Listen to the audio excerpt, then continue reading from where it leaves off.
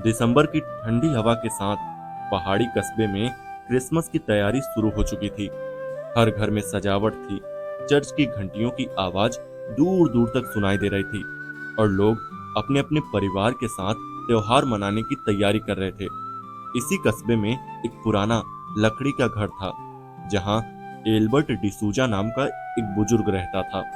उम्र लगभग 75 साल, सफेद बाल, झुकी हुई कमर और आंखों में एक अजीब सी शांति। एल्बर्ट पूरे कस्बे में अपने काम और अपने स्वभाव के लिए जाना जाता था। वो चर्च के लिए लकड़ी का काम करता था और लोगों की मदद करना उसका स्वभाव ही था। किसी को भी उसने कभी खाली हाथ नहीं लौटाया। एल्बर्ट के 4 बेटे थे, चारों पढ़े लिखे, समझदार और अपनी अपनी जिंदगी में व्यस्त। कोई शहर में नौकरी करता था, कोई व्यापार संभालता था और कोई विदेश में था। साल में बस एक बार क्रिसमस के मौके पर चारों घर लौटते थे। बाहर से देखने पर सब कुछ ठीक लगता था, लेकिन एल्बर्ट के मन में एक चिंता लगातार बढ़ती जा रही थी। उसने अपने जीवन में बहुत से ऐसे परिवार देखे थे जो पैसे, विरासत के कारण टूट गए थे। उसे डर था कि उसके जाने के बाद उसके बेटे भी उसी रास्ते पर न चल पड़े। एल्बर्ट का मानना था कि क्रिसमस सिर्फ गिफ्ट और सजावट का त्योहार नहीं है, बल्कि साथ रहने और एक दूसरे को समझने का नाम है। इसी सोच के साथ उसने इस बार कुछ अलग करने का फैसला किया।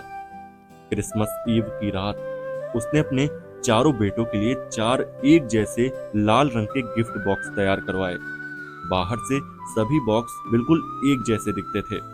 उसने उन बॉक्सों को अपने कमरे में सजाकर रख दिया और मन ही मन तय कर लिया कि यही उसकी आखिरी सीख होगी।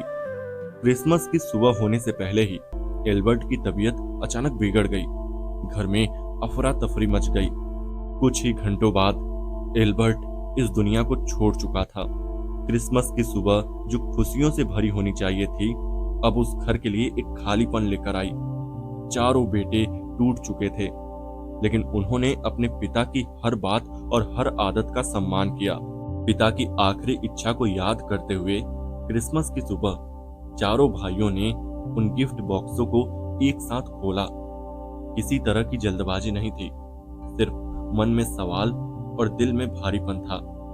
जब बॉक्स खुले तो अंदर की चीजें देखकर सभी हैरान रह गए। किसी बॉक्स में एक पुराना लकड़ी का हथौड़ा था, किसी में टूटा हुआ क्रिसमस स्टार, किसी में सूखे बीज और एक बॉक्स बिल्कुल खाली था। बाहर से देखने पर यह बंटवारा अजीब और बेकार लग रहा था। न पैसा, न जमीन, न कोई कीमती चीज। धीरे धीरे ये बात पूरे कस्बे में फैल गई। लोग तरह तरह की बातें करने लगे।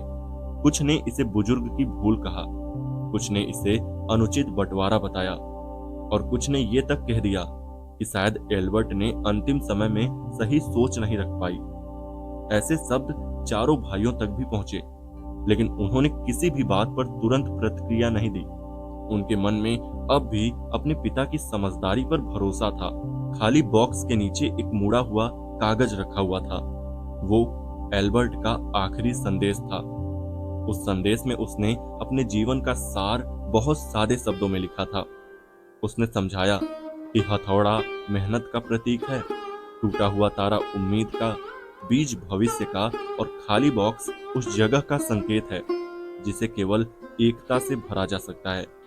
उसने ये भी लिखा था कि असली विरासत वो नहीं होती जो बैंक या जमीन में रखी गई हो, बल्कि वो होती है जो इंसान अपने परिवार को सोचने की क्षमता और साथ निभाने की आदत के रूप में देता है। उस पत्र को पढ़ने के बाद भी सब कुछ तुरंत साफ नहीं हुआ, लेकिन चारों भाइयों के भीतर एक बात बैठ गई थी कि उनके पिता उन्हें परखना चाहते थे। कुछ दिनों बाद उन्होंने एक और बात नोटिस की। चर्च का पुराना हिस्सा, जिसे एल्बर्ट खुद मरम्मत करना चाहता था, अब पूरी तरह खराब हो चुका था। वहीं एक और छोटा सा नोट मिला जिसमें लिखा था कि अगर वो सच में उसकी बात समझना चाहते हैं तो चर्च की मरम्मत खुद करें, बिना किसी बाहरी मजदूर या मदद के। काम आसान नहीं था। शुरुआत में तालमेल की कमी दिखी, अलग अलग सोच अलग अनुभव और अलग स्वभाव टकराने लगे। लेकिन धीरे धीरे हथौड़ा चला, लकड़ी टूटी, टूटे हिस्से सुधरने लगे और बीजों को चर्च के आंगन में बो दिया गया। जैसे जैसे काम आगे बढ़ा, भाइयों के बीच बातचीत और समझ भी बढ़ती गई। उन्होंने महसूस किया कि अकेले कुछ भी संभव नहीं था, लेकिन साथ मिलकर हर मुश्किल आसान लगने लगी। क्रिसमस की अगली रात चर्च फिर से रोशनी से भर चुका था। लोग प्रार्थना के लिए इकट्ठा हुए। चारों भाइयों ने पहली बार बिना किसी तनाव के एक दूसरे की तरफ देखा।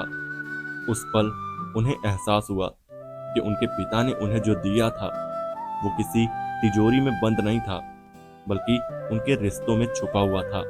चर्च के वेदी के नीचे एक छोटा सा लकड़ी का बॉक्स मिला।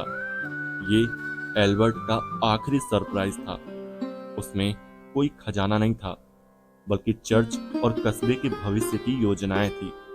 उसने लिखा था कि अगर चारों बेटे मिलकर इस कस्बे और चर्च के लिए काम करें तो समाज खुद उन्हें वो सब लौटा देगा जिसकी उन्हें कभी कमी नहीं होगी। समय के साथ वही हुआ। चारों भाइयों ने मिलकर काम शुरू किया, चर्च को संभाला और कस्बे के लोगों का भरोसा जीता। आर्थिक स्थिति अपने आप सुधरती चली गई, लेकिन उससे भी बड़ी बात यह थी कि परिवार कभी नहीं टूटा। हर क्रिसमस अब उनके लिए सिर्फ त्योहार नहीं, बल्कि उस दिन की याद बन गया जब उन्होंने समझा कि असली सौगात क्या होती है। एल्बर्ट डिसूजा ने अपने जाने से पहले जो दिया वो न सोना था, न जमीन और न ही कोई गिफ्ट बॉक्स। उसने अपने बेटों को एकता दी, समझ दी और ये एहसास दिया कि जब परिवार साथ हो तो किसी और विरासत की जरूरत नहीं होती। और यही है क्रिसमस की अगली सौगात। तो दोस्तों, कैसी रही ये कहानी हमें कमेंट करके जरूर बताइएगा। और चैनल पर नए हैं तो चैनल को यार सब्सक्राइब भी कर लेना। तो चलिए मिलते हैं ऐसी किसी और कहानी में, तब तक के लिए बाय।